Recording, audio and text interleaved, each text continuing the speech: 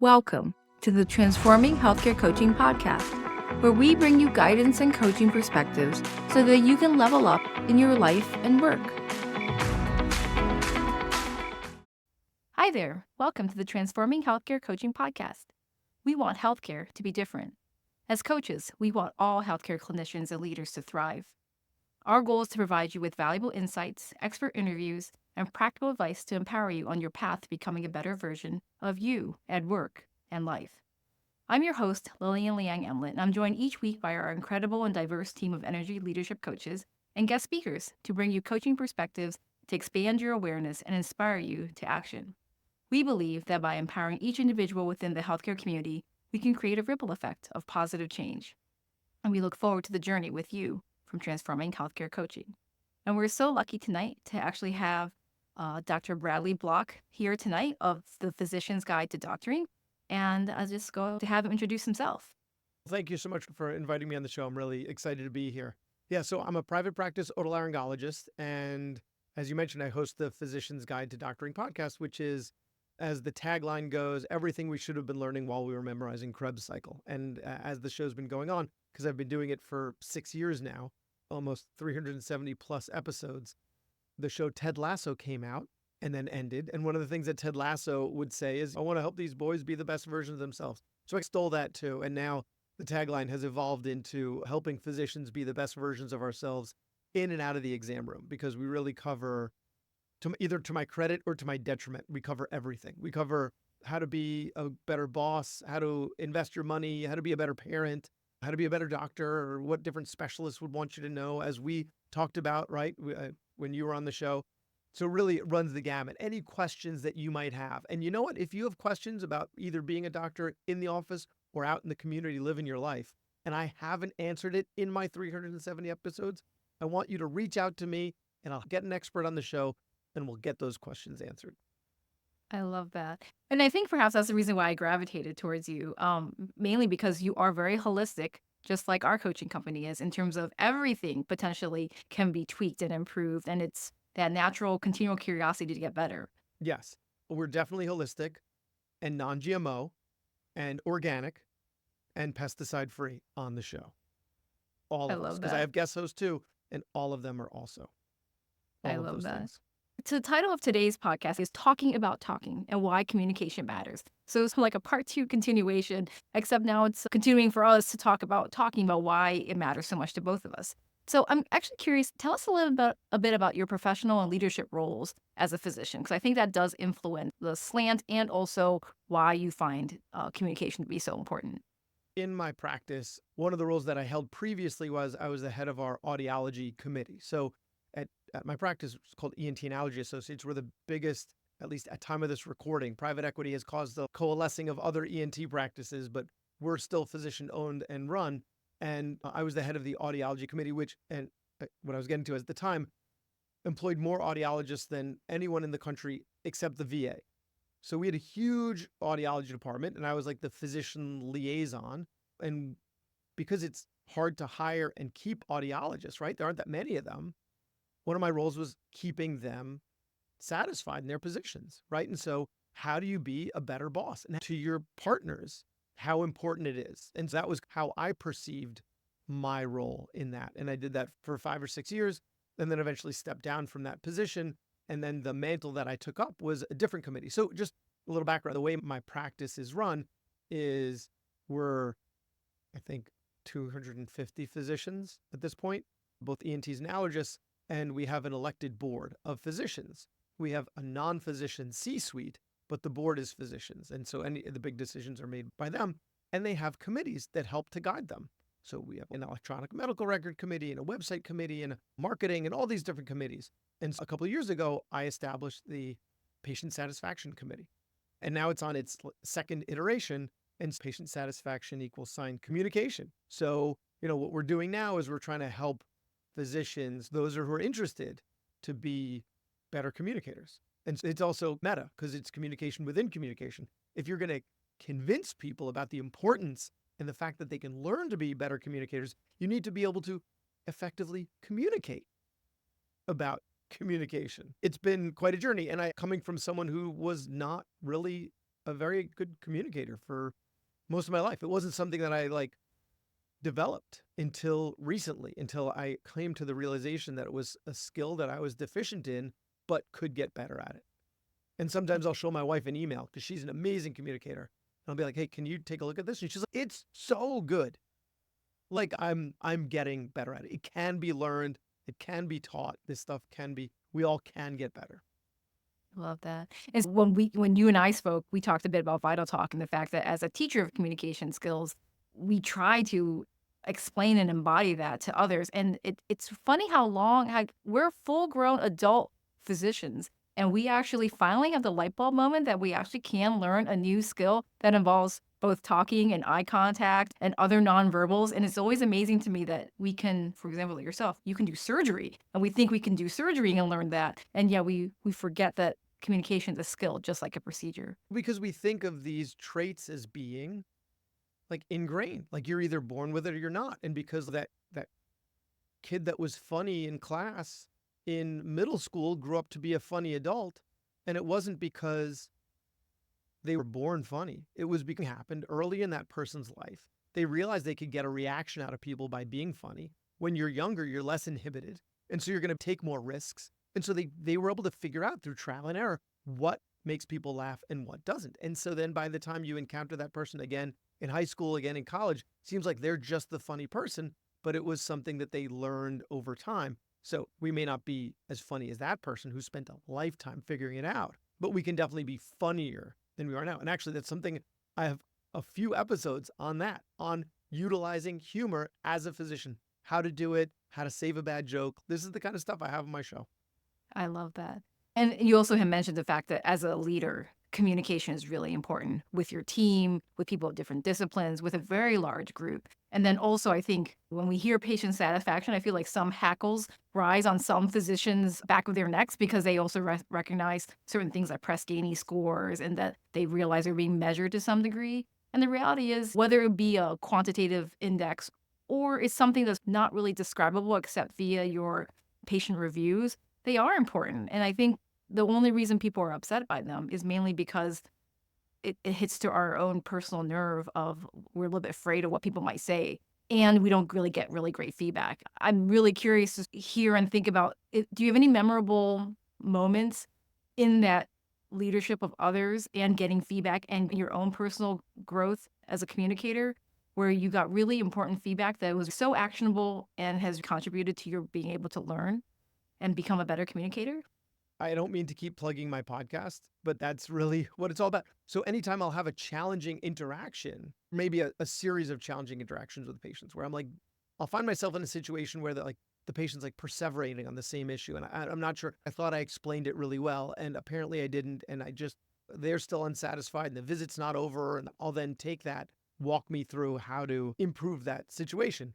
And so that is what keeps happening to me over and over because I make it happen. You're a coach.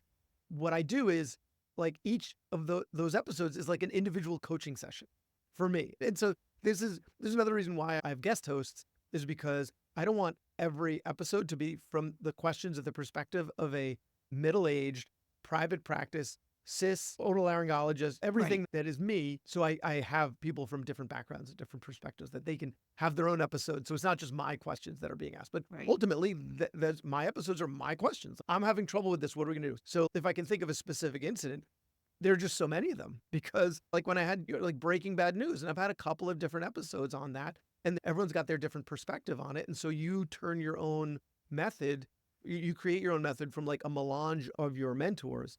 And that's what I do on the show every week. It is really great role modeling to the rest of us is that we need to find a way to turn things that we might find challenging into our superpower, right? And also ways to continuously be learning and growing. Because if we stop learning and stop growing, we're really pretty much dead. Yeah, exactly. I may be misquoting that on Rosh Hashanah, which is the Jewish New Year, that like a year spent stagnant is a wasted year. A year not spent growing is a wasted year. And so like this new year, what are you going to do to grow and become a better version of yourself? Like, and I think keep going back to Ted Lasso. That's what we should be doing. Everything we should constantly be striving to be better. But like you said, with the feedback, like it's, if you're a surgeon and you find out that you're a bad surgeon, right? Like you get objective data that shows that your complication rate is significantly higher than your peers. That's hard feedback to take. If you're getting feedback from your patients saying that like they're much less likely to recommend you than your peers, that's a hard thing to hear. I'm not likable, or at least I'm not as likable as most of the other people that I know. I didn't see myself that way. There's either something wrong with the system, or I'm going to have to find a way to swallow this bitter pill and do something about it. It's a really hard thing to do. Yeah. Yeah.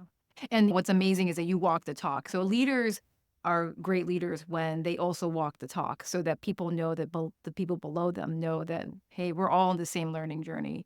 And so I guess my next question is, what's your favorite part about your leadership work, and what's your favorite part about your clinical work? So actually, for my clinical work, to be frank, it gets monotonous.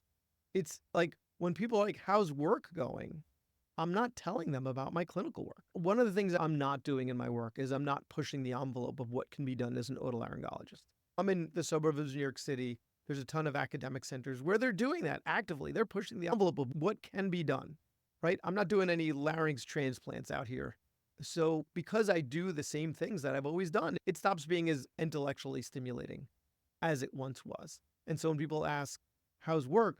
I'm not really talking about patient care as much. The interesting thing is the other stuff, is the leadership role. Hey, oh yeah, so I'm in charge of the patient experience committee now, and this is the type of stuff that we're doing, and this is the feedback we're getting, and it's really interesting, and I'm really enjoying this, or this is what's going on with the podcast, or this is this other entrepreneurial venture that I'm going through. And so if your listeners are in medicine, especially at the beginning of their career, and I would encourage them to always keep your hand in or your toes in something else. You got to have something that stimulates you and helps you be a better you outside, or something that you really love, some passion that's not just clinical medicine, or maybe it is clinical medicine and it's research or it's leadership or something like that, like something else that. So it's actually not the clinical stuff, it's the peripheral stuff that really gets me excited, gets me talking. So as far as the favorite part of my leadership role, I'm sure a lot of people are going to disagree with this. It's the meetings. I really like the meetings. I really do. I really enjoy meeting with other people that are helping to run my practice, that are steering it in this great direction that I really love and I'm enthusiastic about. And I look forward to having meetings with them. But because I'm seeing patients all day, every day, the meeting is like the change of pace. So it's great. Look forward to the interactions. So what I'm hearing you say is really just staying curious and being able to always see new places for you to learn and grow with different people who are doing really big picture work amongst your organization. And it's really fun to get to connect with them so that the whole team gets stronger. And then at the same time, to be grateful for the mundane is great too. The Yes. mundane keeps the lights on, keeps the community happy. You have great access to care. If you have a great running private practice group with over 250 physicians, that's a lot of people. That's a lot of places where patients are being cared for. And if you have a smooth running place, that's really a blessing. It definitely is. And I definitely appreciate that. And to your point, yes, the mundane, there is something nice about the mundane. Like one of my friends from residency decided to be a head and neck cancer surgeon because I never want to see earwax again. And for me, that uber complicated stuff was never really my jam. And so the mundane really was. I didn't mind taking out earwax and stopping nosebleeds and the mundane stuff. I don't mind it. And I try to find ways to make it more stimulating. And that's where the communication comes in. Like I try to remember all of these communication tools that I've learned in my podcast and then applying them. And so that becomes the really stimulating part of it, is trying to navigate the complexities, the psychosocial complexities of patient care that really have maybe little to do with their medical complaints, but really how they're perceiving them and how they're perceiving their symptoms, and navigating all of that is infinitely complex. And I'm just trying to do it by diving into that from the perspective of how can I do this better? How can I help them even more? Not just in their ailment, but in their understanding and in their emotional issues and all the rest of that. That becomes the stimulating part. And then if I'm just taking out earwax, then I'm chit-chatting with them. It's their bar your day going. We get to know each other better as we're in out their ears. It's all good. And I have to admit, epistaxis is probably one of my least favorite things in the emergency department. And it's very interesting how no two people experience their unique epistaxis the same. And you are right, there are some different psychosocial complexities for how they experience that same disease state. You're the Yeah. second emergency medicine physician that said that to me, how much they dislike nosebleeds. And nosebleeds for me is one of my favorite things because what's the problem? My nose is bleeding. Okay, let's stop it. Like it's so straightforward. And if we've stopped it by the end of the visit, great. That's like, Right. it's not, okay, let's follow up and see if you're better. This symptom may get better and this symptom may not. That might have nothing to do with it. And this does. And like, it's like, nose, stop it. Success. If only it were so easy. So I guess my only next wonder is what are the common pitfalls and myths that clinicians believe about communication that you've seen along the way? I love this question. I love this question. The reason is they assume that if you spend more time with the patient, it'll improve patient satisfaction. And that's not it. That's not it. They want to be heard, they want to be understood, they want to be seen for more than just the sum of their symptoms and their pathology. And you can do this efficiently. There are ways to do it. There are techniques to do it that it doesn't mean that it has to be a longer visit. It's not like proportional. For more, you have to spend more time. No, you have to use that time wisely. You have to use that time methodically and efficiently, but it doesn't necessarily mean more time. That being said, if you rush through it, they're going to be unsatisfied. But you have to check those boxes and you have to find a way to do it. They need to be seen and heard, understood, appreciated, and you need to recognize that there's a whole person there, the sum of their physiology. Empathy goes a long way, and being a real human in that moment goes a long way. And there's stuff you can do, like, for instance, as you said, empathy goes a long way. Although I would argue more compassion than empathy. I'll make you, the distinction is if I see someone in the office who just lost a parent, right? Let's say I'm seeing them for epistaxis, right? It all happened at the funeral for my mom. And if I start picturing in my head what it would be like to lose or what it will be like to lose my mother, right? That's empathy, right? I'm putting myself in their shoes. That doesn't serve them and that doesn't serve me, right? Whereas compassion, which is feeling for this person and expressing that and making it as pleasant a visit as you possibly can, given that circumstances, bending over backwards more so than you would in other circumstances because of that is different than putting yourself in their shoes and putting yourself through that emotional turmoil. I used to do that, not even realizing that I was doing that. It didn't benefit them and it didn't benefit me. So why torture yourself?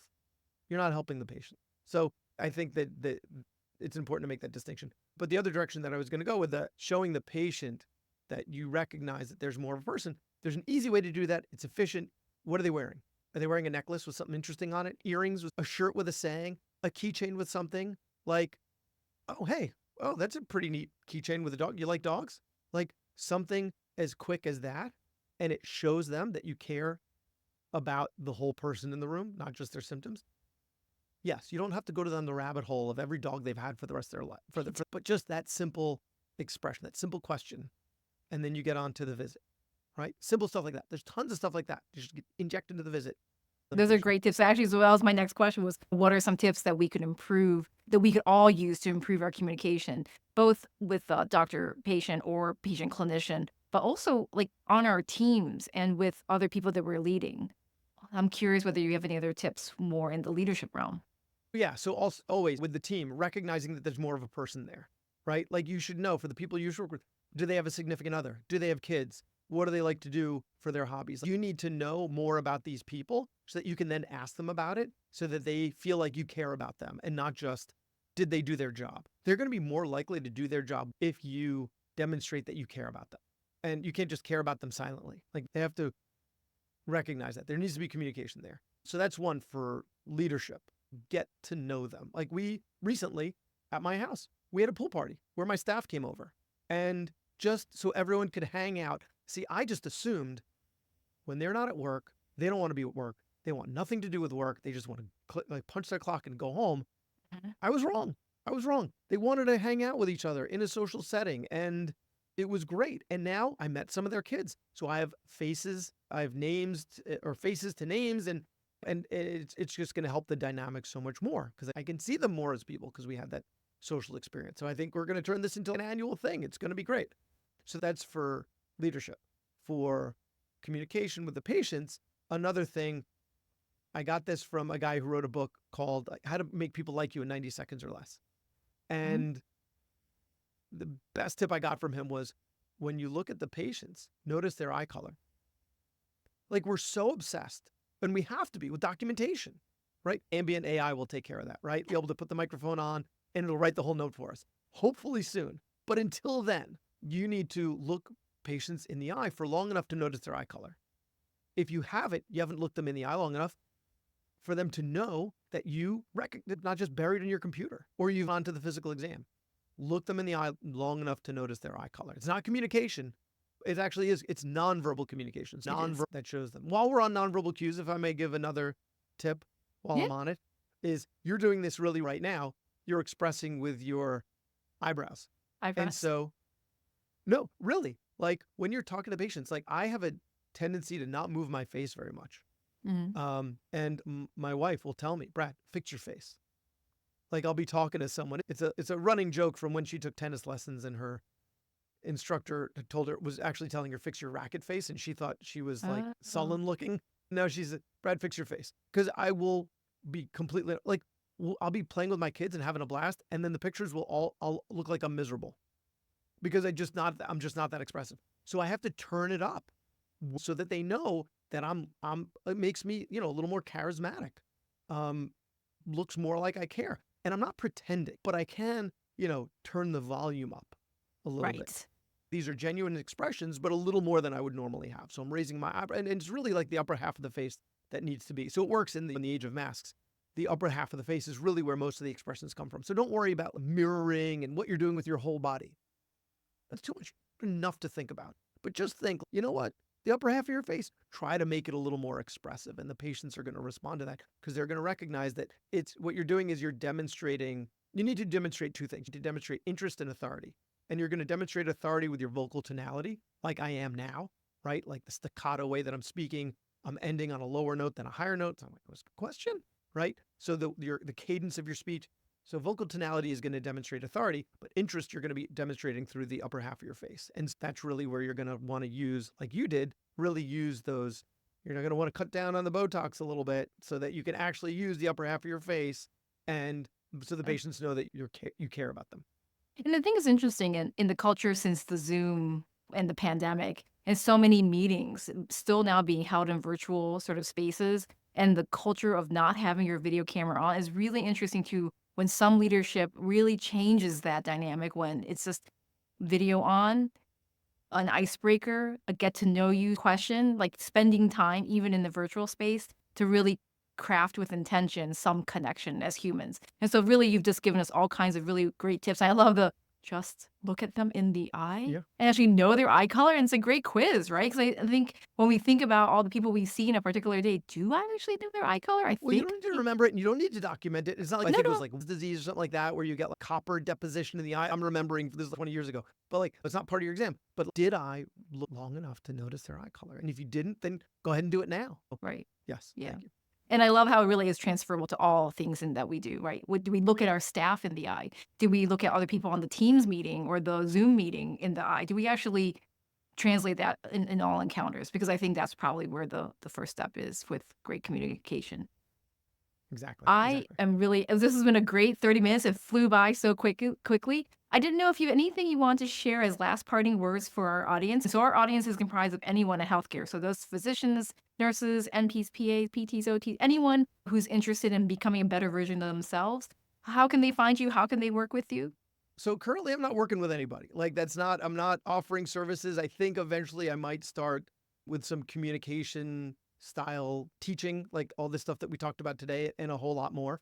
But check out the podcast. It's got so much on communication, but a whole lot more, right? Like advocacy and economics, and that we have specialists that come on every so often, and everything you want to know. I did one recently on earwax. So if you want to know about earwax, check that out. Starting a business, being an entrepreneur, being a better communicator. So it's all there, and it's at physiciansguidetodoctoring.com. You can get it wherever you get podcasts. And on Instagram, I'm at Physicians Guide. On Twitter, and Threads, I'm at Physician's Guide. And on LinkedIn, I'm Bradley B. Block, MD. Awesome. Wonderful. Thank you so much for listening to the Transforming Healthcare Coaching podcast. If you found this episode interesting or useful, please share it with your friends and colleagues in healthcare. And we will love it if you hit subscribe so that you never miss an episode. We want to help with the topics and problems that you want us to talk about. Leave us a review wherever you listen to us with suggestions, feedback, and praise. It means so much to us, and we actually read every comment. For deeper support in your life and work as a healthcare professional and leader, head over to transforminghealthcarecoaching.com. Download our free 5 reflection questions to jumpstart your journey and join our email list to be the first to know about our coaching programs. We're also excited to offer the MedThrive community, a supportive space for group coaching and self-paced personal growth, providing an alternative path to growth beyond one-on-one coaching programs. Find out more and join this thriving community at transforminghealthcarecoaching.com. Together, we can transform healthcare, one person at a time.